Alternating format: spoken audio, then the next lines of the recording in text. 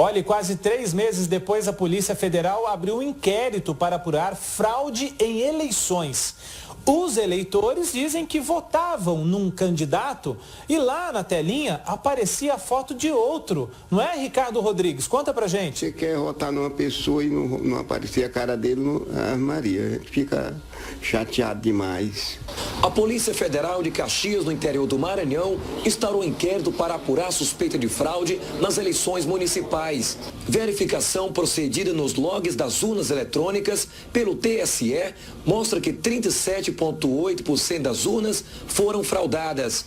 O laudo de verificação, elaborado com o uso de sistemas fornecidos pela Justiça Eleitoral, mostra a ocorrência do elemento "já votou", embora os eleitores das sessões hajam votado normalmente e reclamado que votavam em um determinado candidato e aparecia foto de outro. Passei mal, porque para que eu queria votar, não apareceu a cara. Digitei, apertei no verde, saiu outra cara, mas não saiu a cara do meu candidato. Bom, da forma como está sendo denunciado, ou seja, interferência no programa para alteração do resultado, a lei prevê como crime. O laudo mostra ainda que foram gerados flashcards em excesso. Na 4ª zona eleitoral da cidade, bastaria 4 flashcards para atender o número de urnas existentes. Mas foram gerados 9, número suficiente para dar carga em 900 urnas. O detalhe é que nessa zona eleitoral funcionam apenas 199 sessões eleitorais. O flashcard é a principal ferramenta de alimentação da urna, onde ficam armazenados os dados dos candidatos e os votos. Procuramos o juiz eleitoral da cidade para falar sobre a fraude, mas ele não quis se pronunciar. Por meio de sua assessoria, a presidente do TRE Maranhão, desembargadora Anildes Cruz, informou que o documento já foi encaminhado ao Tribunal Superior Eleitoral, onde está sendo analisado. Essa é a 2ª eleição seguida com suspeita de fraude no 3º maior colégio eleitoral do Maranhão. Pois é. Uma participação muito importante e intensa aí nas redes sociais, ele já participou de alguns programas também e falou muito sobre essa questão das fraudes das urnas eletrônicas. O que para nós é um mistério, para ele é uma realidade. Afinal de contas, ele participou intensamente dessas fraudes, investigou e trouxe à tona assuntos para lá de polêmicos. Eu gostaria de começar essa sabatina, o César. Quais são os tipos de fraudes mais comuns que ocorrem nesse segmento? As fraudes são diversas, tanto em caixas eletrônicos como em urnas eletrônicas. Produto este que é passado pelo TSE e por algumas pessoas como um produto inviolável. Eu sempre falo isso às pessoas, Roberto, Daniel, que o importante é as pessoas refletirem, principalmente o porquê. Essa tecnologia implantada no Brasil, em vários países do 3º mundo, com alto índice de corrupção, não é utilizada nos Estados Unidos, justamente a sede da empresa. Então as fraudes são diversas. Eu poderia ficar aqui enumerando tantos fraudes em caixas eletrônicos como em urnas eletrônicas, mas as mais comuns são aquelas que o mesário concernado com o outro, ele muda os votos num determinado momento da eleição. Existem também aquelas que algumas pessoas descobriram que projetando um bug, ou seja, bug é um defeito, alguma coisa na urna durante o processo eletivo, ele no final do dia ele consegue transmitir os votos do papel para a urna eletrônica, além de outras fraudes um pouquinho mais complicadas tecnicamente. Na realidade, a Diebold é um nome fantasia. Existe Diebold Brasil, Procomp Comércio e Serviço, Procomp Eletrônica e outros tipos de nomes. O convite partiu em 2002, de que forma? Eu trabalhava na prefeitura de Osasco, lotado num departamento da Polícia Judiciária, uma delegacia de polícia. Eu ouvi uma conversa de alguns policiais que a empresa estava fazendo algumas investigações, alguns policiais realmente faziam alguns bicos relacionados à empresa, clonagem de cartão, e eu me antecipei e liguei. Foi feita uma reunião previamente, eu passei algumas situações, então eu adentrei a empresa, recebi um bom salário, eu tinha informações privilegiadas Por quê? Porque eu estava dentro da empresa, diferente das pessoas que trabalham no TSE ou que trabalham em qualquer outro segmento ou na própria polícia. Por quê? Eu dormia com a urna e com o caixa eletrônico. Tudo que eu precisava saber, eu tinha nas minhas mãos. Não só eu, como outras pessoas, Daniel. Então, eram passadas essas informações para mim e eu saía a campo. Era uma situação muito fácil, porque as informações eram mastigadas, Daniel. Porque você estava dentro da empresa e lá você tinha a seu bem prazer tudo que você precisava. Os técnicos, os engenheiros, os analistas, entendeu? Então, toda a informação vinha mastigada. Então, era muito fácil você chegar numa situação onde havia algo ilícito ou não. Isso para iniciar um processo de investigação. Justamente. Você tinha acesso às informações para isso. Justamente, eram chamadas de sindicâncias. Perfeito, muito boa sua colocação. Eram chamadas de sindicâncias. Quando envolvia a urna ou algum produto assim que poderia trazer um constrangimento maior, ou seja, manchar um pouco a imagem, que tornou-se um vulto maior, nem se abria sindicância. Era tudo feito de forma verbal, ou seja, César vai a campo, colhe o máximo de informações possível, traga para dentro da empresa e nós tomaremos as decisões cabíveis. Muitas vezes isso me chocava. Por quê? Porque as decisões deveriam ser tomadas de que forma, Daniel? Isso não é uma denúncia, mas é uma coisa para que as pessoas fiquem bem claras.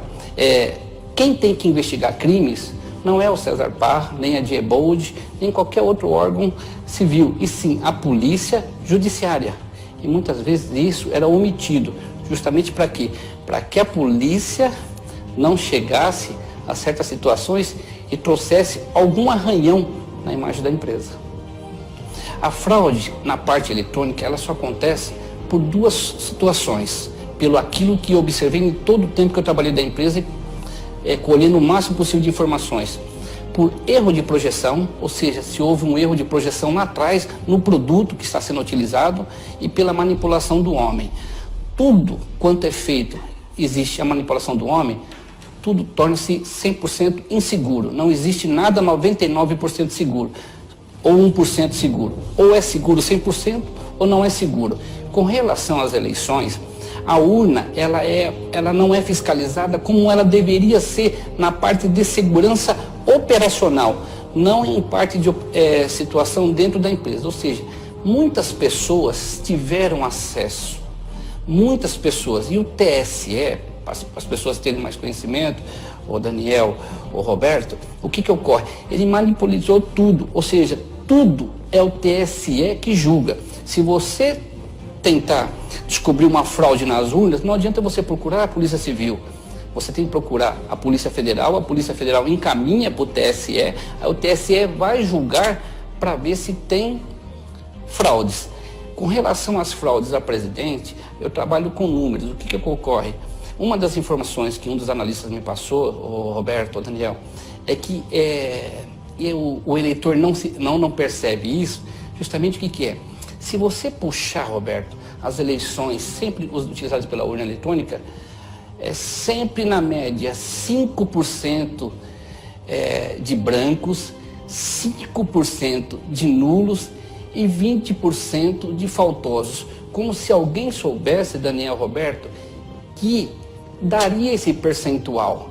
É a média 23, 18, mas a média é 20%. Você imagina que isso possa ser programado? Olha, eu vou falar uma coisa para você.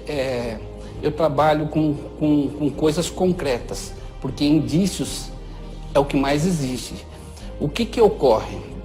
É importante que você fique sabendo disso. Coincidências existem, perfeito ou não? Em uma urna, 2 urnas, 3 urnas, mas em 389 mil urnas, é coincidência? Ou seja, se vocês pegarem, isso é um deixo para os candidatos, até que eu achava que isso ia chegar no final da conversa, mas é bom que vocês toquem nessa coincidência que você se refere é a repetição desses percentuais. Justamente. É muita coincidência em 389 mil urnas, eu acho que não é coincidência, né? Se chegasse hoje uma autoridade que se interessou por essa investigação, você teria como provar isso? Com papéis, com dados, para que você tivesse embasamento legal, para que você não tivesse só uma participação, por exemplo, num programa de TV e ficasse eras por elas. Se você fosse pressionado, falou, César Pá, prova o que você está falando. Você tem como provar isso? Sim, claro. Tanto que esse depoimento que eu dando para vocês, eu já tenho na Polícia Federal.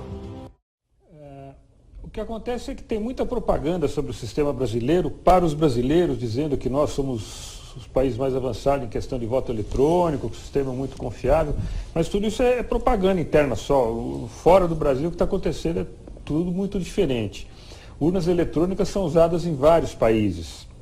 Aqui na América Latina tem Argentina, México, Venezuela e Peru usando o voto eletrônico. Só que são sistemas mais avançados que os sistemas brasileiros. O modelo da urna eletrônica brasileira, de primeira geração, é só usado no Brasil e na Índia. Tá? Nos outros países se usam modelos mais avançados, de segunda geração, e nos países, na Alemanha, por exemplo, esse modelo de primeira geração brasileira foi proibido, foi declarado inconstitucional, também foi proibido na Holanda. Não é porque eles não sabem usar, já se usaram urnas. A Holanda começou a usar urna eletrônica de primeira geração antes do Brasil, em 92. 4 anos antes do Brasil, a Holanda já usava. Só que lá foi declarado proibido esse modelo de urna. Eles passam para essa urna de segunda geração que tem o voto impresso, que permite a auditoria do resultado, e não só a auditoria do software. As urnas eletrônicas foram monitoradas e o que se viu é que o sinal amarelo está aceso. Nenhuma urna eletrônica deixa de ser vulnerável, é isso? É isso, Cecília. O que acontece? Foi realizada há alguns dias a maior conferência de hackers do planeta, que se chama DEF CON. É uma conferência que acontece em Las Vegas e reúne não só hackers, mas agentes do governo, advogados, jornalistas, que estão lá para pensar na questão da segurança dos sistemas eletrônicos. E a novidade da DEF CON desse ano, que acontece desde 1993, é que eles fizeram uma coisa que eles nunca tinham feito.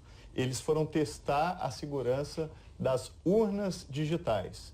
Pegaram lá vários modelos, os hackers ficaram testando a segurança daqueles aparelhos e todos, invariavelmente todos, foram hackeados em menos de 2 horas.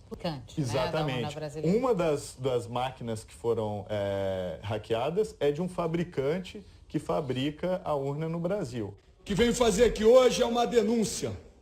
Denúncia com provas. Quero deixar aqui bem claro à nação brasileira. Existe fraude nas urnas eletrônicas do país. Existe fraude. Prova da Ciolo. É só trazer o delegado Protógenes, que já passou por aqui como deputado federal, e ele vai provar para todo mundo que tem fraude na urna eletrônica. Infelizmente, hoje ele está asilado na Europa porque sofre perseguição no Brasil.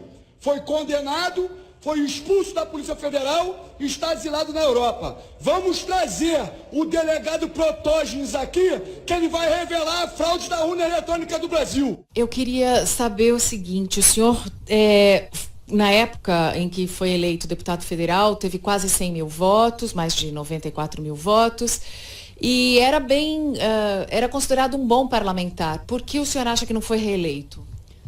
Fraude nas urnas eletrônicas. Sério? Sério. Fraudes, inclusive, isso dito logo depois, após o resultado ser proclamado, várias pessoas que dizem até que isso é conversa de parlamentar perdedor, né? Que fica dizendo que fulano votou, não votou, mas muitas pessoas confirmaram que votaram em mim e o voto não apareceu na urna. Eu não me dei por satisfeito com aquela situação, me dirigi na época ao doutor André, que era o procurador-geral da República, ao doutor Pedro Barbosa Pereira Neto, com meus mapas eleitorais, analisamos nós três no gabinete da Procuradoria Regional da República e nós três ficamos assustados com as coincidências de urnas com 0 voto, aonde tinham eleitores que tinham votado, tinha que ter pelo menos um voto, tinha 0 voto. E muitas urnas, né? Então, o trabalho não foi bem feito de fraude, porque a fraude foi estampada. Imediatamente o Procurador Regional da República, o doutor André, de uma forma competente, chegamos à conclusão que tinha que fazer uma representação de fraude. À época, ao presidente, que era o Dias Toffoli, ministro Dias Toffoli do Tribunal Superior Eleitoral, e essa representação ficou tramitando. Eu retornei à Polícia Federal em fevereiro de 2015, com o encerramento do meu mandato, e eu mesmo fui investigar a minha fraude, né? e consegui identificar um dos fraudadores, denuncia isso ao Ministério Público Regional Eleitoral. Ele admite a fraude? Ele admite a fraude foi feita pela empresa na época em ambiente da Diebold, que é a empresa que fabrica as urnas eletrônicas, que é responsável pelo software das urnas eletrônicas. Ele é um dos técnicos engenheiros operacionais, é um técnico de Osasco, inclusive, e ele falou em detalhes como fraudou a minha eleição e como fraudou outras eleições. Outras eleições. Quais? Eleições, ele colaborou a fraudar de governador, da própria última eleição da presidente Dilma, contra o senador Aécio Neves. O senhor está dizendo que um técnico que trabalha com as urnas eletrônicas disse que houve fraude favorecendo a ex-presidente Dilma? Ex-presidente Dilma Rousseff. A ex-presidente Dilma Rousseff, ele fraudou, ele prova tecnicamente como foi feita a fraude, ele materializa como foi feita a fraude. Por que isso não se transformou num grande escândalo e anulação das eleições? Mariana, eu até tentei articular com o Ministério Público Eleitoral, dentro da minha diretoria de combate ao crime organizado, com um colega que era chefe da divisão que investiga crimes eleitorais em Brasília, a fazer uma operação de inteligência nas eleições municipais que iam acontecer, né, no próximo ano seguinte, de 2016. Mas eu fui muito desencorajado pelo colega do Ministério Público, né, que disse que o Tribunal Superior Eleitoral jamais admitiria, confirmaria a conclusão de uma investigação que identificasse fraude em eleições majoritárias, porque o trabalho ia ser para identificar fraude nas eleições majoritárias das eleições de 2016. Então, isso não foi... E também para as próximas eleições presidenciais. Nós já tínhamos uma estrutura de inteligência totalmente pronta para entrar em ação. Nós íamos ter técnicos dentro dessa estrutura para poder identificar e prender em flagrante os fraudadores. E evidentemente que se ia ter um pequeno abalo no sistema eleitoral brasileiro, mas isso ia servir muito bem para a democracia brasileira. Da palavra, o ilustre deputado Fernando Chiarelli, PDT São Paulo. Senhor presidente, povo do Brasil que nos escuta desde lá da Rondônia, desde lá da Roraima, no Acre, até o Pernambuco, até o Rio Grande do Sul, nas fronteiras. Eleitor brasileiro, povo do Brasil, eu denuncio aqui que o sistema eleitoral brasileiro é uma fraude. Eu denuncio aqui que o sistema eleitoral brasileiro é uma mentira. Eu denuncio aqui que o sistema eleitoral brasileiro, via urna eletrônica, é uma trampa e que não existem eleitores, milhões de eleitores no Brasil, e sim milhões de palhaços que vão colocar o voto sabe-se lá onde, porque sabe-se lá para onde vai o voto. Eu denuncio que os programas já estão preparados para criar quem vai ganhar e quem vai perder a eleição. E no decorrer do meu mandato, eu vou provar dia a dia nesta tribuna. O sistema eleitoral brasileiro é uma farsa e é uma mentira. Não existe em lugar nenhum do mundo. O Paraguai devolveu as urnas. Na Alemanha é inconstitucional. Em Portugal fazem piadas. E nos Estados Unidos, inadmissível. Esclareço ao povo brasileiro que eu não sou o primeiro que denuncia que a urna eletrônica é uma farsa para eleger quem eles querem eleger. O João Herman falou, morreu. O Enéas falou, morreu. O Clodovil falou, morreu. Povo do Brasil, eu ainda estou vivo. Mas os senhores estão convidados, porque já estou recebendo ameaça de tudo quanto é lado, se trouxer as provas das fraudes. Vou trazer. E o promotor público em Ribeirão Preto, doutor Cirilo, é testemunha de que o sistema eleitoral brasileiro é uma fraude.